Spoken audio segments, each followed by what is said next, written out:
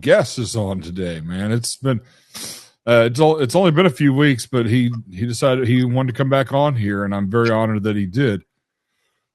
He just had a bout. We're going to talk about that a little bit, ladies and gentlemen. Mr. Ethan Davies, what's up, man? I'm very good, thank you, and glad to be back. So, you just had your bout. What, last Saturday or 2 Saturdays ago? 2 Saturdays ago, I think it was. Yes. Yeah, it's been a good few weeks back in the gym, so back training already. Tell me about what happened. Well, I won this my first win. I managed to get the stoppage in the first round. Very cool. Yes. Can I find it on YouTube? Yeah, I've actually uploaded it on YouTube myself. So I've made an account, Ethan Davies, and I'm uploading stuff like my fights and any interclubs and training and stuff like that. So if anyone would give a follow or subscribe, it's just Ethan Davies. Okay, cool. So, so you finished in the first round. How many seconds was it? Do you know? 1 minute and 36 seconds.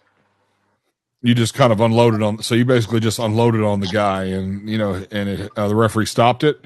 Well, I knew the guy liked to start slow because I've watched all his fights. I knew he liked to start slow, so I straight from the bell, I was just straight on him.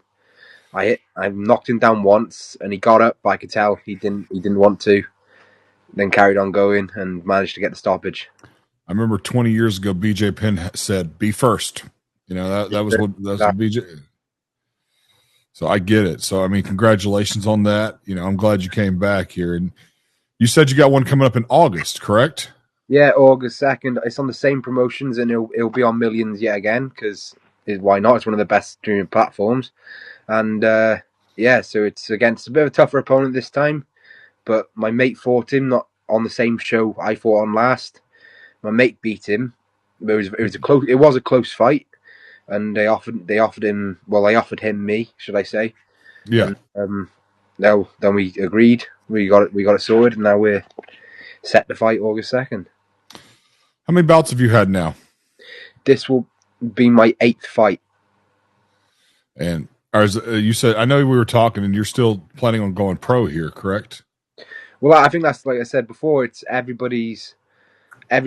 all boxers' aim is to one day get that professional license. But right now, I'm just taking it one fight at a time. Right. I mean, eight's nothing to, it's nothing to not take seriously, but at the same time, in some pro cases, that's not enough at the same time. No, exactly. You either have it or you don't. You don't know until you get there. Exactly. What do you put?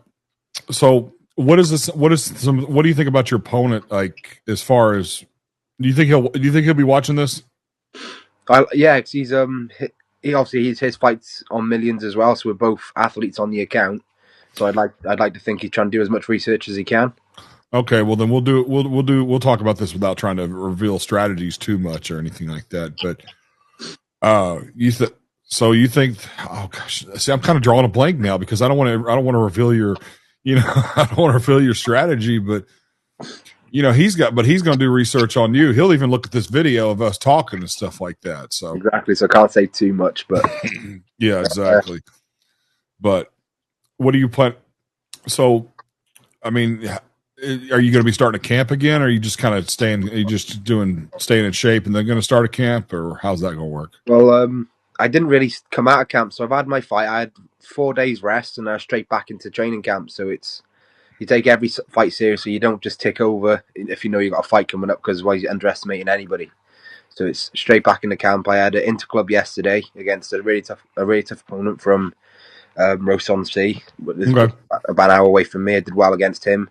I got sparring twice next week. I've got all my PTs. So if anything, it's an even tougher training camp this time because we know he brings a bit more to the table. So, but like with every opponent, you want him to be a bit better than your last. Otherwise, you just kind of sat ticking over. Right. How many people showed up to the fight? Say again, sorry? How many people showed up to your previous fight? The last fight just gone, it was the venue sold out. I'm not sure the exact number, but it was the busiest I've ever seen it there, and I fought there a couple times, and that's got to be the busiest I've seen it. Yeah, no, I can't imagine. In a land like that where the country is relatively small, so the traveling is not terribly bad to get to your fights, correct? It's not bad. It depends where, because it might look small, but it is quite a big place. So like I'm driving an hour, maybe even 2 hours to fight sometimes. But obviously, I'm fortunate enough to have people who support me, who will come, who make that drive. Right. I know that like where I come. Okay, so where I come from in Nashville, Tennessee is a big market, and it's about 3 hours from me. So, and it takes about 6-7 hours to go across the state of Tennessee. So, Jesus. that's yeah. So from what I hear, some countries over there, you'll have to drive like the whole country. You could drive across in like 4 or 5 hours. From what I hear.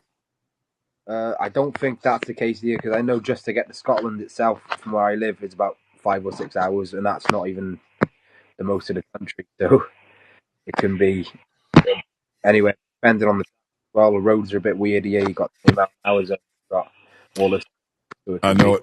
I hope that somebody will fly me out in your area one day so that I can cover fights and stuff like that, and then I can get an idea of what it's like. I've never been to Europe, much less England. So, Pretty cool, especially if you come and commentate on one of my fights. That'd be oh pretty man, if they fly me out there, if your organization wants to fly me out there and take care of me, I'll do it.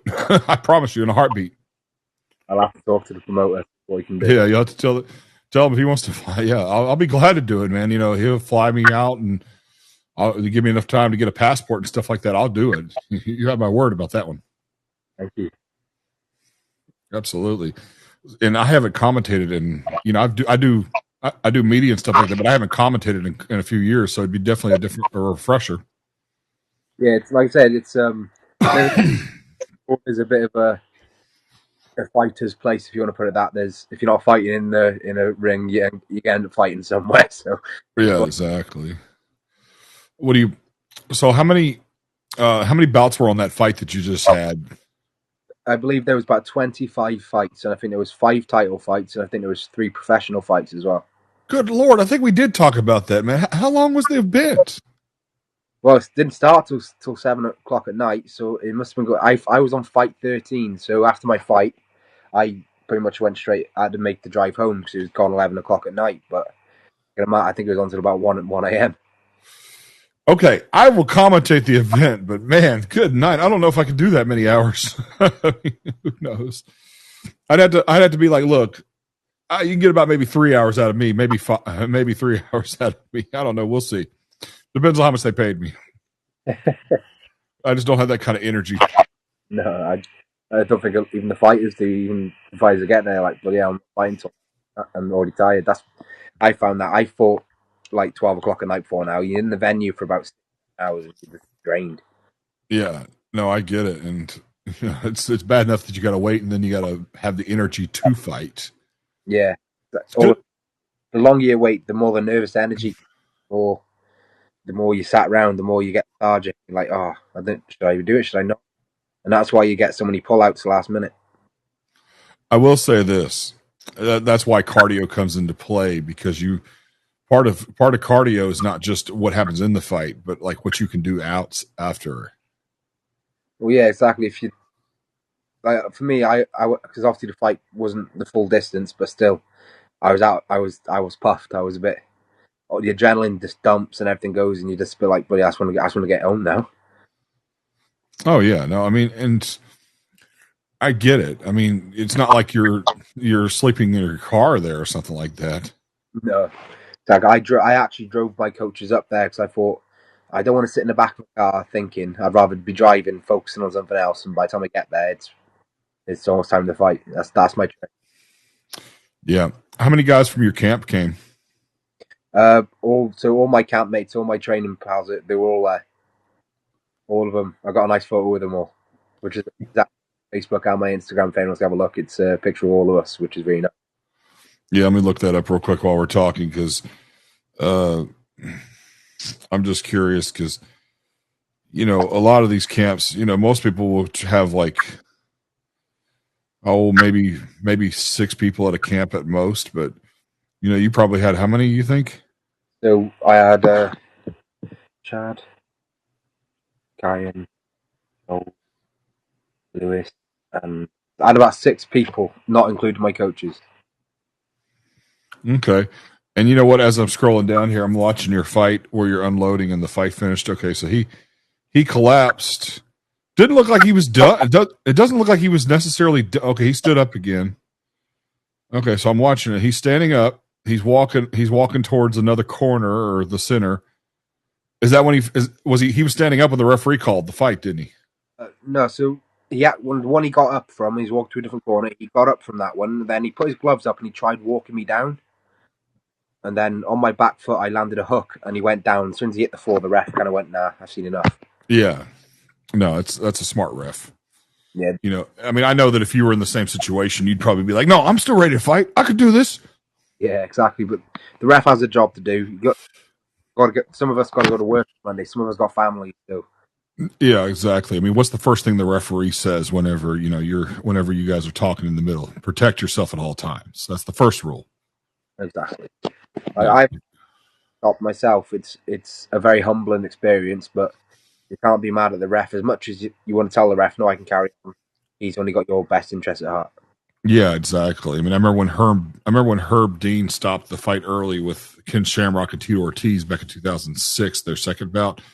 People were mad at Herb for a long time for that, but as time passed on, I get it. You know, Ken was not hurting at all, but they had no choice but to stop it because he was not intelligently defending himself. No, like I said, I'll never be mad at a ref. Obviously, you'll be a bit upset in the moment, but afterwards, you get back to the changing rooms, you'll be like, "All right." You start reflecting. I wasn't throwing enough. I was getting too many. I was getting hit too much.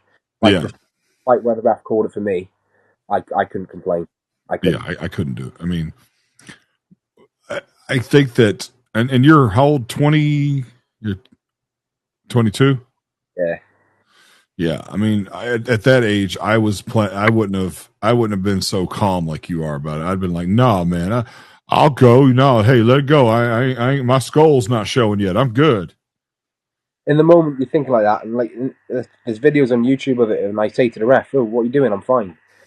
Yeah, I'm a bit frustrated, but when I got back to the changing rooms, I was a bit like, "All right, yeah, you made the right call. I can't see out me high." No, I mean, you can't. You don't want to. You don't want to ever. And unfortunately, you can't really question referees and stuff like that. I mean, I've seen guys get suspended for actions against referees and stuff like that. Yeah, there's also a chance of that, but I think some guys just their ego's too big. Yeah, you got a lot of egos here. You guys had a guy from your country named Paul Daly. Are you familiar with him? Well, I recognise the name. Yeah, Paul Daly.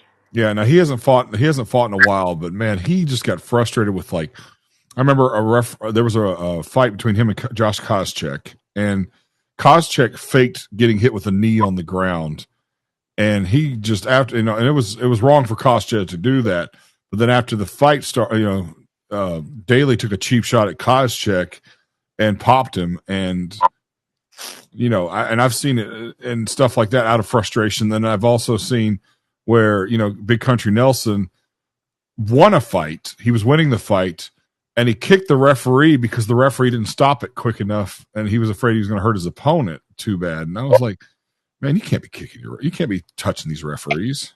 Well, he's just lost his win there because the ref will call it a no contest. Yeah, well, he's lucky. Yeah, he could do that. I don't know if he did. I don't know. I don't remember. That was so long ago now. I don't remember if that's what happened. But yeah, you don't question these referees. They got a job, and they're only looking after. They want to see. Yeah. If I had to do anything, though, it would definitely be like the media and commentary side. I couldn't do judging, and I could not do refereeing. I'm sorry. I think I could do the ref part. By judging wise, I probably couldn't. I'd be too invested in the fight. I can agree with that. I can agree with that. I think that the reffing part would be cool. I just don't want to. I don't know. It's so much pressure, and then you don't want to piss off the guy to the point that he wants to beat the crap out of you during it. I mean, I remember I saw Phil Baroni punch the referee while he was laying on his back one time, and I was like, dude, you just don't do that.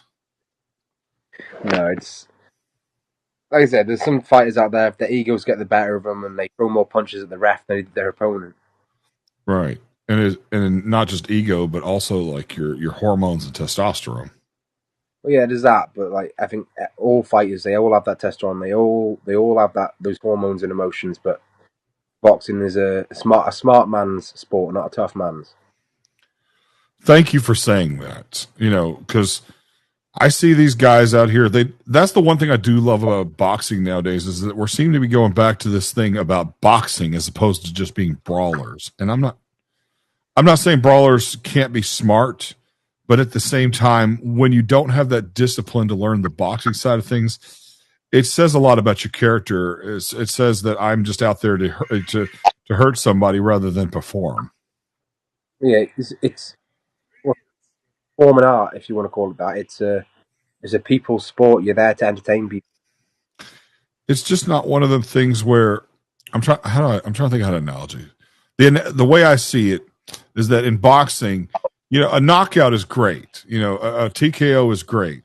But at the same time, you're out there to outstrike the guy and outpoint the guy to the point that if it does go to the judge's decision, that the judges will notice that you were the one that was outstriking him and outpointing him, so to Yeah, speak. about get hit and not getting hit. Right. Hit them, make sure they can't hit you, hit them again, so you get the points. Yeah, absolutely. Was your lady friend with you that day? I don't have a lady friend. I just my teammates. Okay, that's right. Well, that's good. You're probably more focused. You'll Yeah. have a little bit like a little bit more testosterone. Well, yeah, there is that. But all my family was there. All my parents were there. In the video, you can see me running up to the ropes, screaming at my mum and my dad, saying I finally did it and all this sort of stuff. And that's when my emotions came out. I started crying myself, and Of course. Absolutely. No, it's definitely something where you you know, I mean, when we talked the last time, you definitely were putting in the work, and you look like you've actually slimmed down in the last 3 weeks. Because thank you. It's my face is a bit swollen because I got hay fever at the minute, but it's definitely a hard camp, especially when you have a fight and then you go straight back into another. Not the well, easiest. whatever weight you lost, I found. I wouldn't say that. Yeah, well, I appreciate it. Do you plan on? So, you said the next one is in July. You said or August? August 2nd, Man, that's a long time. 6 weeks. Yeah, 6 weeks. I guess that's not too long, but I guess that would be if we were training in like at the beginning of May, and then all of a sudden you had a fight today. So I guess, but Um, oh, sorry, excuse me. It's like I said, I like having about a month and a half between fights because it gives you that little reset, that little minute for a reset, just so you can be like, all right, you've had that what if, what now moment. You've had trained for this fight. You've had the fight now. Instead of having that, oh shit, now you know what you're doing, so you're straight back in the training and you go back to the next one. yeah, that makes sense. I mean, I hope that your age group has a good recovery regimen, so to speak. Yeah, I think we spoke about it last time. My recovery technique, I think that's what helps me go the way I do, be able to go jump straight from camp to camp and do as much as I training as I do because I take my recovery just as serious as I do my training, more serious. I remember when Rich Franklin lost to Anderson Silva. He had been training 6 days a week, and then after he lost to Anderson Silva, he came back to fight McDonald. I forget what his first name was, but a guy named McDonald, Jason the Athlete McDonald. Anyway, by that time he had switched to 5 days a week and realized, look, he needed 2 full days to recover. Yeah, exactly. Like I try and have, it's depending on the week I've had. If I've had hard sparring or if I've had a particularly hard week, I'll have 2 days. I'll have the whole weekend off. I tend Right. to train 6 days a week, but it's not just train. Like say on the Saturday, it might be sparring in the morning, but the rest of the day I'll be doing recovery. And you have a job. I do, yeah. I work 7:30 in the morning, 5 at night, and I go straight to the gym after that. Absolutely. Uh, is there any advice that your coaches are giving you for this? I noticed that when you have your fight, then there seems to be some sort of like next thing that a coach teaches you. It's like, oh, I forgot to tell you about this, but here's something you need to work on. Is there something new that your coaches are telling you about your upcoming fight? Yeah, so we from this fight, obviously, you pick up things Coaches are very big on. They're not going to up my ego. They're not going to say, "Oh, you did this great, you did that great." They're going to go, "Right, you won, but you need to improve on this, this, and this," and which is what I prefer because they got the best intentions. So this camp is more focused on getting my hands up more because my hands are a bit low, not over out and working myself, stuff like that. Yeah. Now I remember Tito Ortiz showed one of his fighters had a basketball, and he would put it on his arm, and he would put it on his arm like this, and then they would just hold it like that for a while, and then all of a sudden he dropped the basketball, and your hands are where they were supposed to be, so to speak. So yeah, my coaches out. I'm not going to give too much away of how I'm training, but my coaches, they know what they're doing. They're basically like, if I'm not doing it, they'll smack me. right, and if I ask something that's and just disregard it if I ask something that might reveal your plan because we don't want you to give away your game plan. Not unless your opponent wants to get interviewed by me, then I'll be like, I can't say nothing. Well, all I can say about my opponents, I hope he's training as hard as I am. That's all. There you go. Ain't nothing wrong with that. What do you put? So, man, are you planning? I don't know. You got any? Is there anything fun coming up, man? You got any concerts you're going to or anything? Not really. Like I said before, my life's pretty boring. I'm going on holiday after this fight. I'm gonna go to Turkey. I think I'm gonna go with a few of my mates. I think I need a proper reset because it's just been a very long year. Is Turkey a good place to take a vacation? Or a holiday? I've never been there, but my dad's been there. What he says, it's nice there. So I'm gonna take a little venture down there on the plane, see what happens, and if not, don't like it, I won't go back.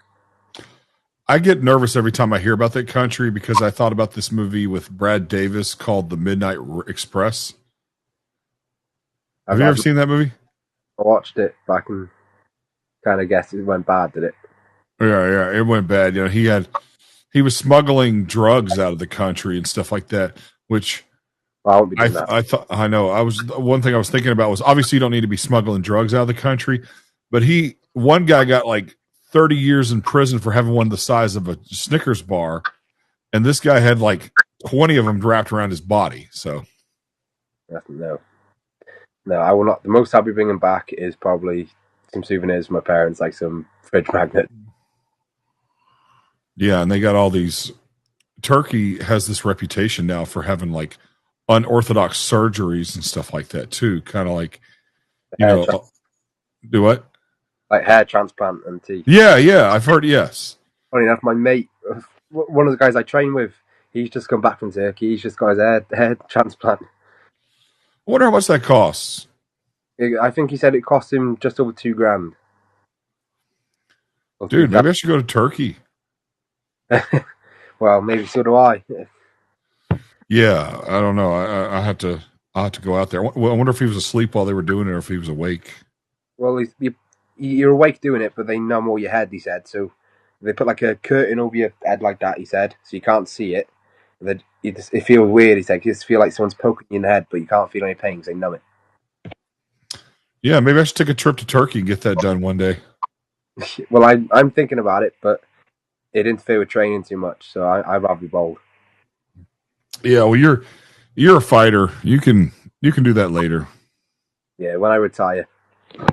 I know it. Shoot, that'll work, man. Wow. Yeah. Oh man. Before I let you go, do you got anything you want to say?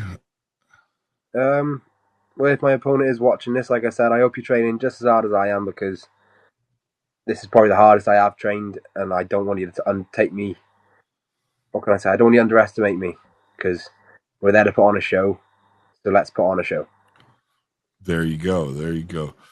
Well, ladies and gentlemen, it's been a pleasure once again. And Ethan, if you want to come on again, come on, man. You got your fight 6 weeks away. If you want to talk again before your fight or after, by all means, you let me know. I'm here. Very much. I'll give you a message. Thank you very much. All right, ladies and gentlemen, it's been a pleasure. Once again, my first repeat guest. This has been the Hank Russell Invitation. Y'all have a pleasant day. See you later.